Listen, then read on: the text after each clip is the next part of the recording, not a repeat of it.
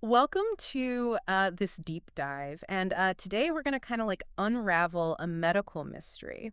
Ooh. Okay. You've probably heard of Dr. John Snow, Yes. but you might not know the full story of how he helped solve a deadly cholera outbreak Right. back in the 19th century London. Yeah.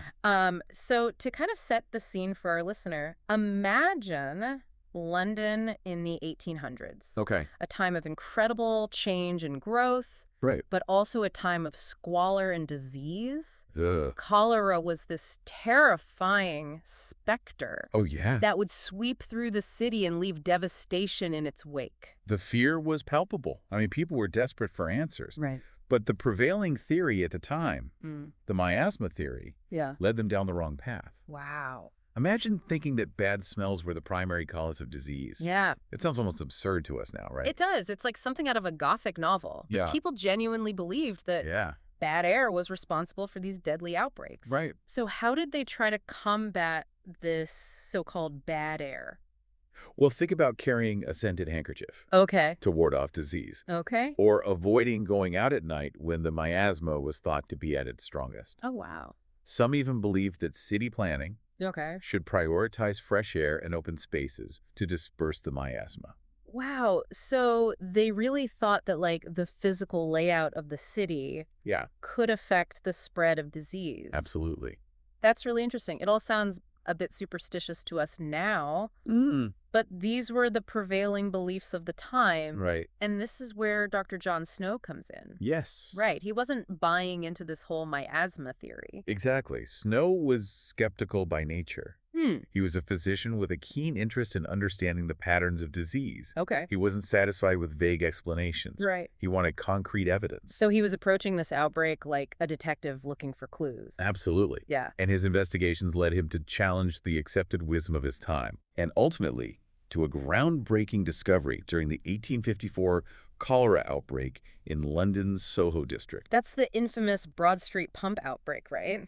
Yes. I've heard about that, but I'd love to hear more about how Snow went about investigating this outbreak. Well, this particular outbreak was devastating. Okay. It hit Soho hard, Yeah. and Snow, driven by his desire to find answers, Hmm. threw himself into the investigation. What did his investigation look like? Did you have any of the tools and technology that epidemiologists use today? Well, he didn't have fancy labs Right. or high-tech equipment, Okay. but what he did have was a sharp mind and a meticulous approach. Okay. He went door to door, interviewing families, Wow. painstakingly mapping out the locations of each case. That sounds incredibly tedious and time-consuming. It was. Yeah. But Snow understood the importance of gathering detailed information. Okay. He wasn't just looking for trends. Right. He was searching for specific connections that could help him understand the source of the outbreak. And his efforts paid off, right? He discovered that the Broad Street pump Yes, was the source of the contaminated water. precisely. Okay. As he plotted the cholera cases on a map, Okay. a clear pattern emerged. Hmm. The majority of cases were clustered around this single water pump Okay. on Broad Street. So not the bad air, as the miasma theory would suggest, Right. but the water. Exactly. Wow, that must have been a huge revelation. It was a direct contradiction Yeah. to the prevailing medical beliefs of the time. Wow. And what's even more impressive Yeah. is that Snow made this discovery before the germ theory of disease was widely accepted. So he was working on instinct and observation rather than a solid understanding of microscopic pathogens. Exactly. He might not have known about bacteria or viruses specifically, Right. but he recognized that something in the water was making people sick. Hmm. This was a radical idea at the time. It's fascinating how he used this early form of data visualization, Yes. mapping out the cases to make his point. He was truly ahead of his time in that regard. Yeah. His map became a powerful tool, Okay. a visual representation of the link between the Broad Street pump and the spread of cholera. Okay, so Snow had his suspicions about the Broad Street pump. Yes. But what did he actually do with this information? Oh. Did he just publish his findings and hope for the best? Snow was a man of action. Well, He knew that lives were at stake. right. So he took a bold step and approached the local authorities with his findings. He urged them to remove the handle of the Broad Street pump, Wow. effectively cutting off access to the contaminated water source. That was a pretty gutsy move to challenge the status quo like that. What was the reaction of the authorities? Well, they were initially hesitant to accept Snow's theory. Right. After all, it went against everything they thought they knew about disease transmission. Yeah. But the evidence was compelling, Yeah. and the situation was dire. And ultimately, they did remove the pump handle, right? Yes. I'm guessing that had a pretty dramatic impact on the outbreak. Within days of the pump handle being removed, Yeah. the number of new cholera cases plummeted. Wow. It was a clear indication that Snow was onto something significant. So he essentially stopped the outbreak in its tracks Yeah. simply by removing a pump handle. Mm-hmm. It's amazing how such a simple intervention I know. could have such a profound impact. It's a testament to the power of observation, Right. deduction, and decisive action. Right. Snow didn't just identify the problem. Yeah. He took concrete steps to address it. It's interesting that even with this clear evidence, not everyone was immediately convinced about the waterborne nature of cholera. What were some of the barriers to change? Remember, this was a time when the miasma theory Right. was deeply ingrained in people's minds. Right. It was difficult for many to abandon long-held beliefs, Yeah. even in the face of compelling evidence. I guess it's human nature to cling to familiar explanations even when they're proven wrong. It's understandable. But Snow's work planted a seed of doubt. It forced people to question the accepted narratives Right. and to consider new possibilities. So his work wasn't just about solving that one cholera outbreak. Oh. It was about shifting the entire paradigm of how we understand and approach disease. Exactly. He challenged the scientific dogma of his time Yeah. and laid the groundwork for a new era of public health. This is where it gets really interesting because Snow's findings predate the widespread acceptance of the germ theory of disease. Right. So he was essentially a pioneer working without the full picture. He was operating on a hunch, Right. a brilliant hunch based on meticulous observation Right. and data analysis. And that's what makes his story so remarkable. It is. He was a visionary who helped usher in a new era of scientific thinking about disease. His legacy extends far beyond that cholera outbreak in Soho. Right. He paved the way for modern epidemiology. Wow. And his data-driven approach continues to shape public health practices to this day. Right. So we've talked about the outbreak, the investigation, the removal of the pump handle. But what happened to Dr. John Snow after all of this? Did he become a celebrated hero? Unfortunately, Snow's contributions weren't fully recognized during his lifetime. Oh, wow. He faced resistance from those who clung to the miasma theory. And it took time for his ideas to gain widespread acceptance. It's a familiar story, isn't it? Yeah. The pioneers are often met with skepticism and resistance. It's true. But even though he didn't receive the recognition he deserved during his lifetime, Right. his work laid the foundation for a revolution in public health. Absolutely. And his impact continues to be felt today, right? Oh, for sure. We're talking about things like water treatment plants, Right. sanitation systems, and disease surveillance programs, all of which have their roots in Snow's work. Absolutely. Snow's legacy is woven into the very fabric of modern public health. Wow. He gave us a framework for understanding and combating disease. A framework built on data, observation, and a willingness to challenge the status quo. It's remarkable to think how one person's dedication and scientific curiosity could have such a lasting impact on the world.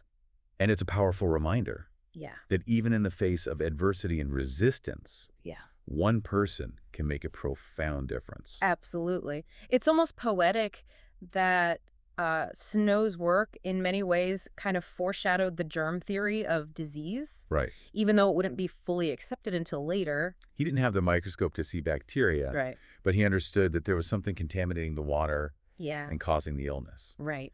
That's a huge leap in thinking for the time. It makes you wonder how public health might have evolved differently.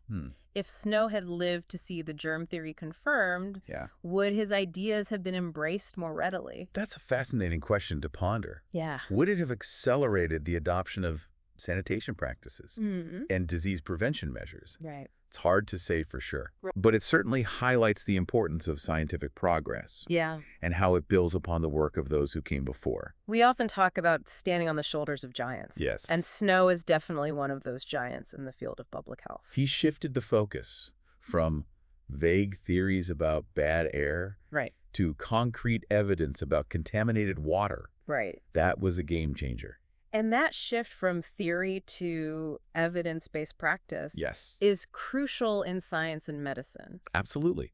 It's the foundation of how we approach public health today. Mm, We no longer rely on superstition or guesswork. right. We collect data, Yeah, analyze patterns, and test hypotheses, right. just like Snow did. And those methods have led to countless breakthroughs in disease prevention and treatment. Think about how far we've come since Snow's time. We have Yeah. vaccines, Right. antibiotics, Yeah. sophisticated sanitation systems, Right. and a global network of public health organizations, Oh. all working to protect us from disease.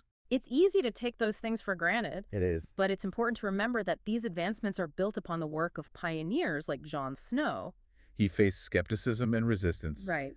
but he persevered because he understood the importance of his work. Yeah. He was driven by a desire to protect people from suffering. And that's ultimately what public health is all about, isn't it? I think so. It's about using science and knowledge Yeah. to improve the well-being of communities. It's about preventing disease, right. promoting health, Yeah. and ensuring that everyone has the opportunity to live a long and healthy life. Snow's work reminds us that public health is not just about individual choices. Right. It's also about creating systems and infrastructure that support the health of entire populations. Things like access to clean water, Right. sanitation systems, and affordable health care are all crucial components of public health. And those systems don't just magically appear. No, they don't. They require investment, Yes. innovation, and a commitment to the common good. Snow's legacy is a call to action.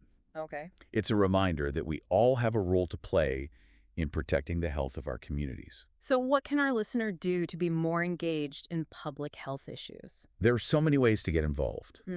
Stay informed about public health issues in your community. Okay. Support policies that promote health and well-being. Okay. Volunteer your time at local health organizations. Mm-hmm. Or simply spread awareness about the importance of public health.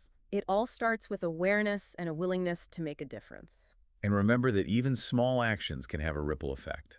Just like Snow's removal of that pump handle sparked a revolution in public health. His story is a testament to the power of individual action and the impact it can have on the world. We've talked a lot about Snow's work and his legacy, We have. but I'm curious to know what personal resonates with you about his story. What strikes me most is Oh. his courage to challenge the status quo. Right. He didn't blindly accept the prevailing beliefs of his time. Right. He was willing to question, to investigate, Hmm. to go against the grain. And that takes a certain amount of intellectual independence It does. and a willingness to stand up for what you believe in, even when it's unpopular. Absolutely. He was a true trailblazer. Yeah. And his story is an inspiration to anyone who seeks to make a positive impact on the world. Snow's legacy is a reminder that we can all be agents of change. Yes. We can all contribute to a healthier and more just world through our actions, Mhm. our choices, and our voices. It's about embracing the spirit of inquiry, Right. the pursuit of knowledge, and the unwavering belief that we can make a difference. So as we wrap up this deep dive into the life and work of Dr. John Snow, Yeah. what's the one key takeaway you'd like our listener to remember?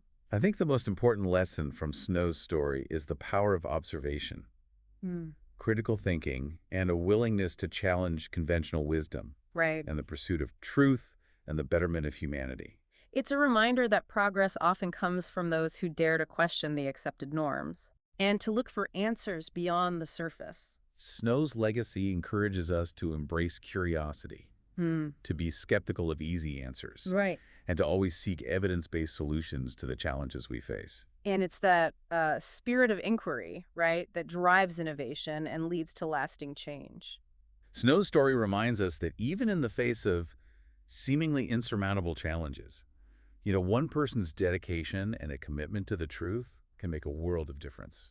It's inspiring to think about how his work has shaped our world today, from the water we drink to the systems we have in place to protect public health. And it's a testament to the power of science and evidence-based decision-making. So as we conclude this deep dive into the life and work of Dr. John Snow, I'd like to leave our listener with a final thought. I encourage you to consider how John Snow's work continues to impact our lives today, from the water treatment plants that ensure our water is safe to the disease surveillance systems that track and respond to outbreaks around the world. His legacy is a reminder that public health is a shared responsibility, We all have a role to play in protecting ourselves and our communities from disease. Whether it's staying informed about public health issues, supporting policies that promote health, or simply practicing good hygiene, every action counts. And remember that the spirit of inquiry, the courage to challenge assumptions, and the dedication to seeking evidence-based solutions are as important today as they were in John Snow's time. By embracing these principles, we can continue to build upon the foundation he laid and work towards a healthier and safer future for all. Thanks for joining us on this deep dive into the world of Dr. John Snow and the fight against cholera. It's been a pleasure exploring this fascinating chapter in medical history with you. Until next time, keep exploring, keep learning, and never stop questioning the world around you.